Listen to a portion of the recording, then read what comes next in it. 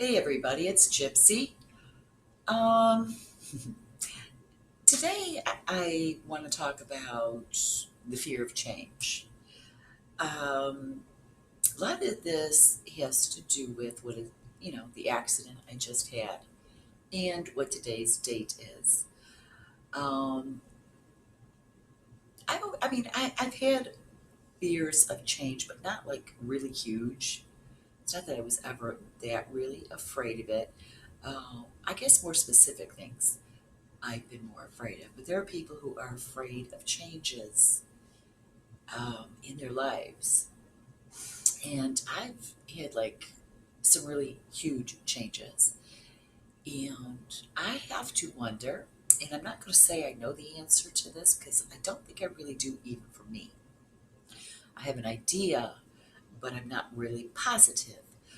Um, but I don't know. Maybe I needed these huge life changes um, for spiritual reasons, to get my attention back on my spiritual path, get me back on course, um, whatever. Um, I've told you guys I believe in pre life planning and that we do make contracts, plans with our loved ones in the spirit realm who we're going to incarnate with. A lot of these plans, are to help each other. Okay. Um, they are frightening. Okay. Because when you kind of have a feeling something's coming, for me, it's an attitude of, oh, I'm wrong about that premonition, or I'm wrong about what I heard, the message I received. Um, for me, a lot of it has to do with I've never had a whole lot of confidence in my psychic abilities. So when I get a message, I usually keep it to myself. And I never used to talk about it very much. In fact, I think when I was a child, the only person who knew about my psychic abilities was my lifelong best friend. We met when we were 9, and this September, I think, it'll be 50 years that we've been friends. And so she was the only one who knew, the only one I ever talked to about it.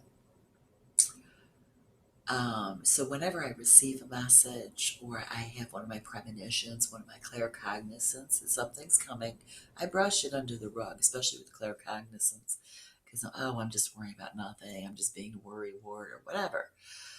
Um, but I think the reason I know they're coming is because it's part of my pre-life plan. Now, for instance, I told you guys about when I was pregnant with my first child, John. I was cleaning my bedroom and I received message download. I heard a voice. What I didn't know was actually my higher self talking to me at the time. I was very Christian, very Catholic, and I did not understand these other spiritual concepts, so I knew nothing of it. I couldn't figure out what happened. But I did receive in verbalized, your child will die before you. Now, of course, I'm like, oh, I'm a first time mom. I'm being word, etc. Just being a new mom, whatever. But I lived with that message for 27 years. And I always did my best to suppress it. One, because I did not want it to have an effect on John's life. I was afraid if I focused on it too much and hung on to it too much, and I was too worried, it would have a negative effect on his life. And I believe it would have. So I always did my best to suppress it, although I did have moments of terror with him. I worried more about him than I did my son Christian, who Christian was my daredevil. And I worried more about John. Not that I didn't worry about Christian, believe me, to this day, he's still, this patch of gray here is from Christian. Yes. So, anyways, now, after 27 years, that did happen. Now, today is the 9th anniversary of John's death. So every parent's worst nightmare is the loss of a child. And I did lose 2 babies via miscarriage, which I do uh, file under child loss, but there, even though there's like a different level of pain and heartache when it's after the child's born. But it still hurts, and it was very difficult for me and Bryce. Um, but anyways, it was a huge life change for me, and I knew that if I heard correctly, it would be a big life change for me. So I did live in fear of this. And, most parents do, but the way I received the message and heard it made it more concrete for me. Um, but I don't even know how to explain what I'm trying to say. Yeah, it is that day. I keep telling myself it's not that day. It's a different day. It might be May 11th, but it's not 2014. It's 2023. So I'm still having trouble talking about it though. But anyways, most people do fear these life changes. And we set these things up for certain reasons. Now, my son and I, we made a spiritual contract before coming into these lives that he would go before me because I wanted this life to be more spiritually accelerated. Like I wanted to grow more spiritually, more quickly, what people call these days waking up. And that's what I wanted. And although spirituality has always been my passion all my life, I needed that fire lit under my butt to go further with it. I needed it to become more of my true self, being honest with myself, being true to myself. And all my life, I told you guys, I was a people pleaser. Well, when my son died, I was not only hurt, I was angry, very angry. And I said, fuck it. That was the last straw for me. And I said, I'm going to be me, and I don't care what anybody says. And to be honest with you, since I made that decision, I've never been happier. Um, and, I could be more honest with my passion, which is spirituality, not religion, spirituality. I believe you can be spiritual without being religious. You can be religious without being spiritual, or you can be religious and spiritual. And I chose just to be spiritual, and I don't have to hide it anymore. So that change was a huge, huge, huge fear of mine. And as much as I still regret it, um, I'm proud of what I chose to do with that pain and that anger. I'm proud of who I am now. I'm going to say for the first time in my life, I love myself. I did not love myself before. I do now. So then more recently, a huge change that came. And I have to say this was an honest fear of mine. I always wanted to be independent, my own woman, do my own thing, do something different, uh, something some might think is amazing. But my big thing has always been independence. I am a loner. I like being alone. I love people. I do. I like being with people and having fun. But then I need to retreat and recharge, be by myself. I feel I'm my own best company. Not to brag or anything, but so the last several years, well, I was a nomad. I lived in my travel trailer, towing it around the country with my truck, and I boondocked, which is dry camping. I did not go to RV parks. I hate those things. Well, I just told you I'm a loner, and too many people is too much for me. So I would camp on BLM land, which is the Bureau of Land Management. It is part of the Department of the Interior. They take care of our more wild lands and parks and stuff like that. And there are certain places where you could camp for free for up to 14 days. And I would do that. I would travel around the country doing that. So I was roughing it. I learned to live off grid with no power, um, like not hooked up to the electrical grid is what that means. Also, having to go and find my own water, stuff like that.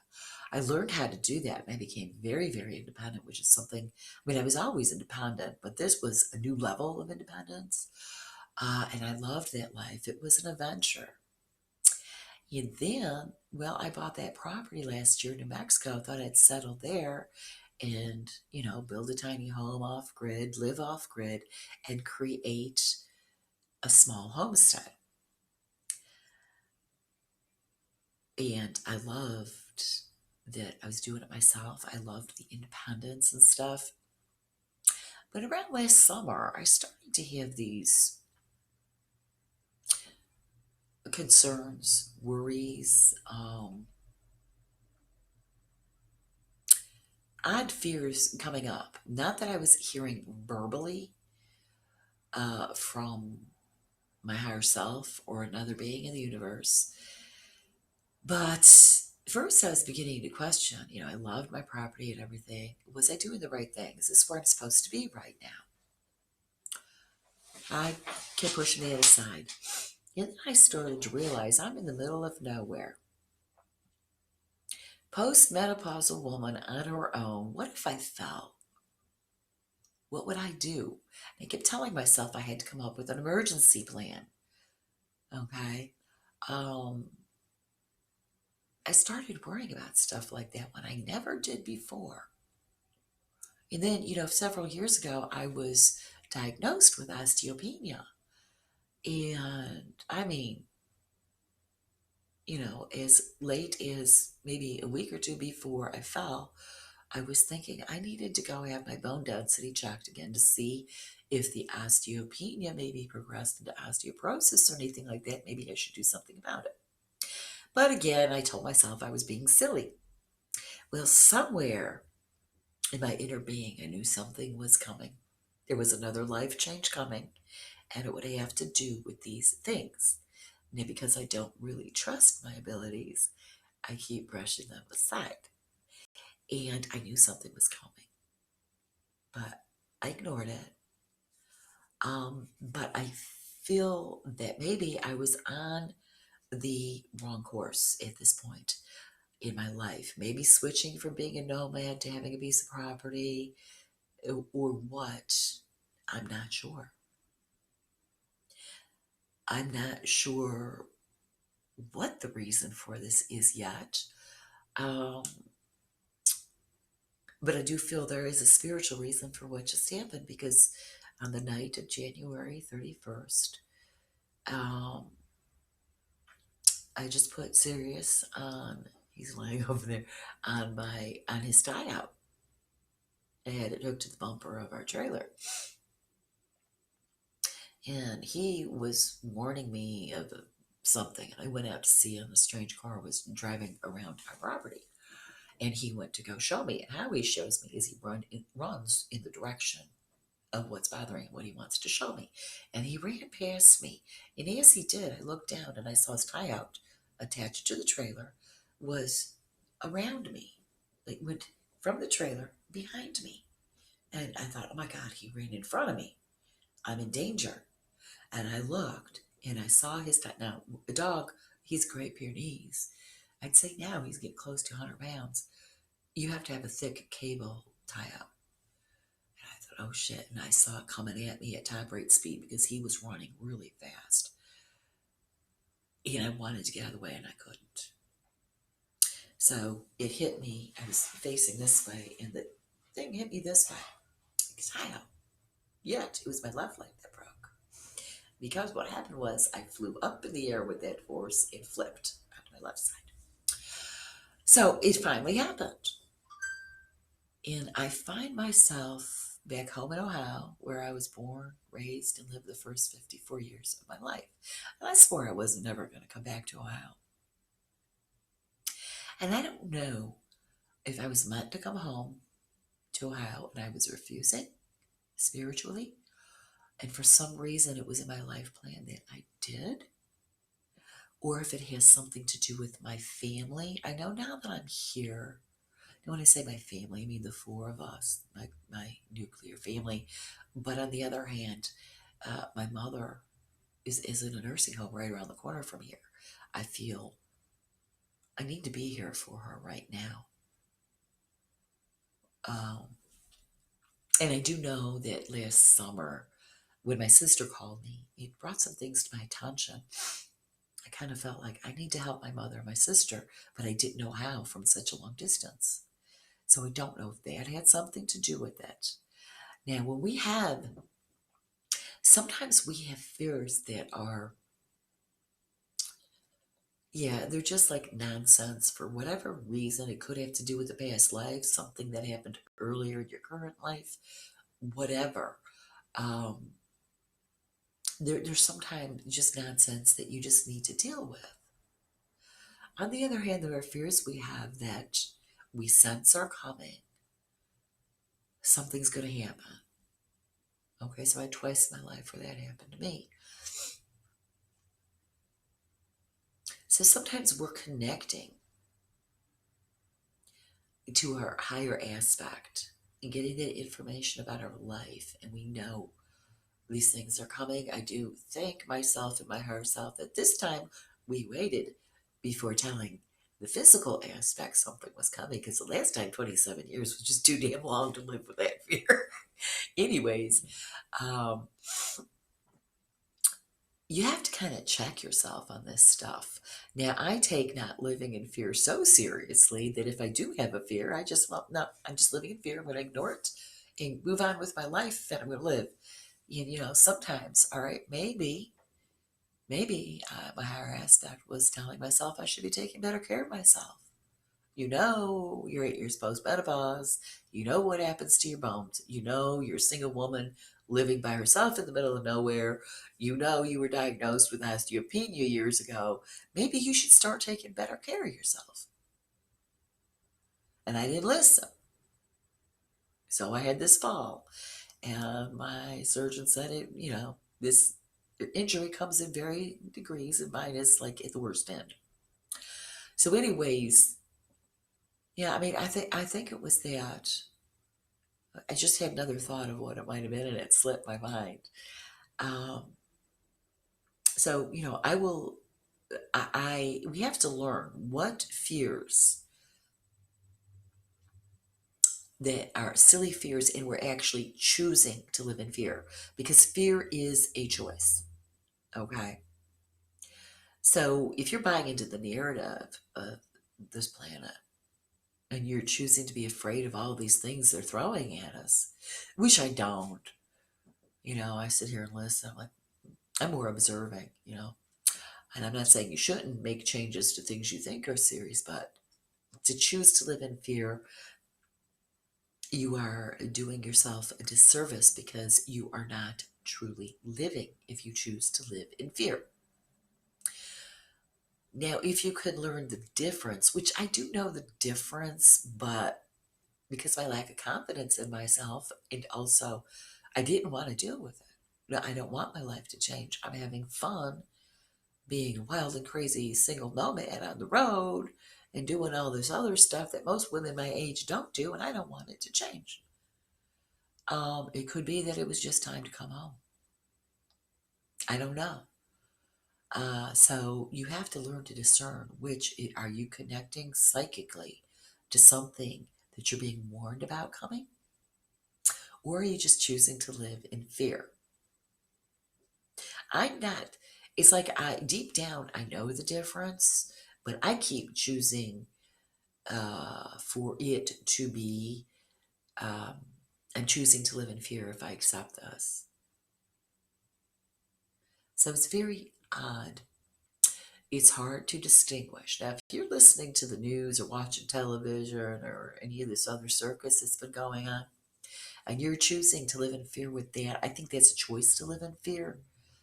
But when you have like a claircognizant, yeah, I can talk, um, or you connected spiritually, um, it's harder. That's more of a warning of something. Not that I could have changed my son's decision to leave at a young age. I could, you can't really, I think it's hard to change someone else's mind. They would have to, oh, I think I'm going to change that part of my life plan. Um, but yeah, I mean, my second one, I'm not even sure just yet. I knew I really felt strongly in New Mexico. I was in the wrong place. Not to say I'm not going to go back. I haven't decided what I'm going to do about my property in New Mexico. If and when, I don't know. I'm still very confused. And here's another issue I have. With being independent, I like being independent. I don't like other people having to do things for me. This is where I was going with this. Yeah, I don't like that. I like being independent. I like being strong. I like being alone. I like being my own person. And possibly, maybe this was coming. All right, you had your time alone for years on the road. You experienced that, but now it's time to go back to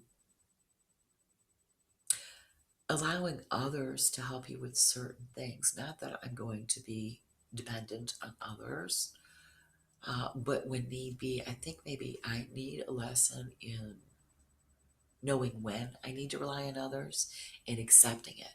I could not accept uh, giving up my independence and having others take care of me. When I was in the hospital and they found out what my lifestyle was, because it's the first thing they asked, because it's got long recovery, it's a year. They asked what my lifestyle was, and they went, "Oh boy, so you're really independent, you're being alone." I said, "Yeah." And they had to, be honest with me and say, "That's not going to happen again for a long time. You've got a good year." And, I think that's when I did start getting depressed about what was going on with me. And they did. They sent in the psychiatrist to come and talk to me about it, make sure I was handling okay. And I was coming in and out of depression about that one. And I was kicking and screaming about the um, skilled nursing centers helping me on stuff because I want to do it all myself.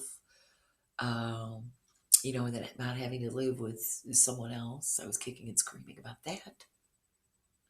Well, now it's turning out to be a good thing. I'm actually having a good time. Then there's my fear of, this is true, a real fear of mine, not knowing my future. Not that I knew my future all the time before. Very rarely did I know specifics, but my future was in my control. Whatever I chose to do in any moment in time, it was under my control.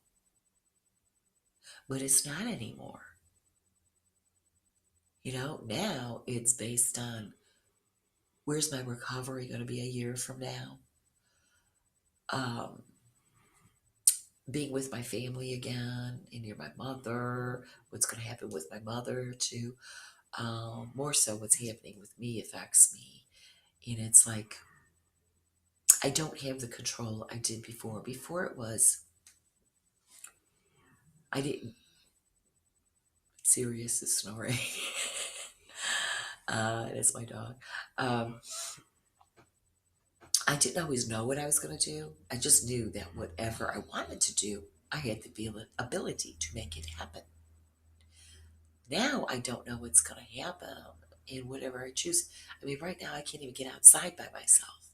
I will eventually be able to do that, but still, I can't like dig up the ground and garden. you know, I, that's going to take a long time to do. So I have this fear of not having control. And I always say I have control issues because I don't like to control others. I hate that. I will not control others. But I do always want to control my situation, and it's always been a huge thing for me. Dad saying growing up too fast. Yeah, I was like that when I was younger. I wanted to grow up too fast because I wanted to have control of my life and myself. I wanted to be, as John used to tell me, the boss of me. He looked at me one day, a little boy, he goes, "You're not the boss of me." I said, "You are like 4 years old. You better believe I'm the boss of you until you turn 18." Anyways, I wanted that so bad that I did want to grow up fast so I could have control myself. And I don't know. There are so many things running through my mind about what just happened with this fall and how it changed my life and how I have my walker right here. I'm an invalid temporarily, probably. I may have a limp for the rest of my life. I may need a cane for the rest of my life, but I don't consider that being an invalid. Um, I'm just, so many things make sense about what happened, and it was at the end of my second Saturn return, too. And I've been trying to find an astrologer to help me figure that one out, but I haven't found one yet. I prefer recommendations from others, and I haven't received one yet. So we have to, the living in fear, it's a fine line when you're choosing to live in fear and not truly living your life, and when to realize this fear is actually a warning about something. That's the hard thing to figure out. If you're feeling very strongly, you might be receiving this message psychically. It's probably a warning of something coming. And, you know, I don't know. But to live in fear is a very sad way to live. But then not heeding warnings, well, you end up in a wheelchair sometimes. Yeah. Oh, there's Miss Persephone. Um, yeah, fear. It's always been something I've preached against, but I think all this has made me realize there is a fine line between warning and fear. How do we know the difference? So, and where is my life going now? That's my question, and talk about my family too, and about it. And, my family's like, whatever happens, happens. You get in the truck or a plane in the middle of the night on a whim just to have fun. Where you end up, you end up. That's my family. And they're like, well, so what's the problem? The problem is I don't have control. You guys do. No, they really don't. No, it just feels like it to me sometimes, and I don't like that. It's gotten better since the beginning, because at the beginning, when I was totally helpless and couldn't do anything myself, I felt like everybody else had control and I didn't. So that you could see where this very possibly could have been me needing to let go of the control and not worrying so much about what's going to happen in the future. Yeah, because we're not getting any younger. I'm not afraid of my own death. We've talked about that. I keep losing people. My nurse and I were talking about it the other day, and she says, "You've had a lot of loss in your life." I said, "Yeah, I don't know. Maybe it's about that. I don't know." But anyways, I'm going to leave you with that. Blessed be, and make it a joyful one.